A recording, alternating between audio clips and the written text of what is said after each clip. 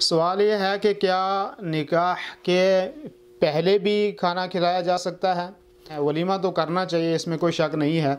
نبی کریم صلی اللہ علیہ وسلم نے حضرت عبد الرحمن بن عوف رضی اللہ عنہ کو فرمایا کہ اولم ولو بشاۃ، صحیحین کی روایت ہے بخاری اور مسلم کی، جو ہے ولیمہ کرو، اگرچہ آپ ایک بکری ہی آپ کو میسر ہو تب بھی آپ ولیمہ کرو۔ تو ولیمہ جو ہے وہ سنت ہے اور کرنا چاہیے۔ اور دوسری بات اس میں یہ ہے کہ ولیمے کے اندر جو ہے غریب امیر سب کو بلانا چاہیے۔ ایسا نہیں کہ لوگ آج کل کے دور میں کیا کرتے ہیں کہ جو امیر لوگ ہیں ان کو بلا لیتے ہیں اور غریبوں کو نہیں بلاتے ہیں۔ اور نبی کریم صلی اللہ علیہ وسلم کی حدیث ہے مسلم شریف کی کہ شر طعام الولیمہ یمنعها من یاتیہا، کہ ولیمے کا سب سے برا کھانا یہ ہے کہ ان لوگوں کو ولیمے سے روک دیا جائے کہ جو ولیمے میں آنا چاہتے ہیں۔ غریب اور مسکین اور فقراء لوگ وہ آنا چاہتے ہیں، وہ آپ کی خوشیوں میں شامل ہونا چاہتے ہیں، لیکن آپ ان کو بلاتے ہی نہیں ہیں۔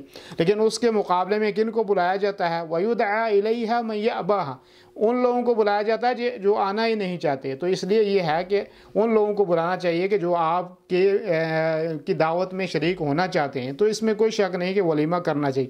اب سنت یہ ہے کہ ولیمہ جو ہے وہ بیوی سے ملنے کے بعد ہو، یعنی دخول کے بعد ہو، چاہے وہ دوسرے دن رکھ لیں چاہے وہ تیسرے دن رکھ لیں، اس میں کوئی حرج نہیں۔ لیکن سنت طریقہ یہ ہے کہ نبی کریم صلی اللہ علیہ وسلم نے زینب بنت جحش رضی اللہ عنہا کا جو ولیمہ کیا تھا وہ دوسرے دن ہی کیا تھا۔ تو دخول کے بعد جو ہے وہ ولیمہ کرنا یہ سنت سے ثابت ہے اور کرنا چاہیے، اور غریب اور امیر سب کو، رشتہ داروں کو، سب کو اس کے اندر جو ہے وہ شامل کرنا چاہیے۔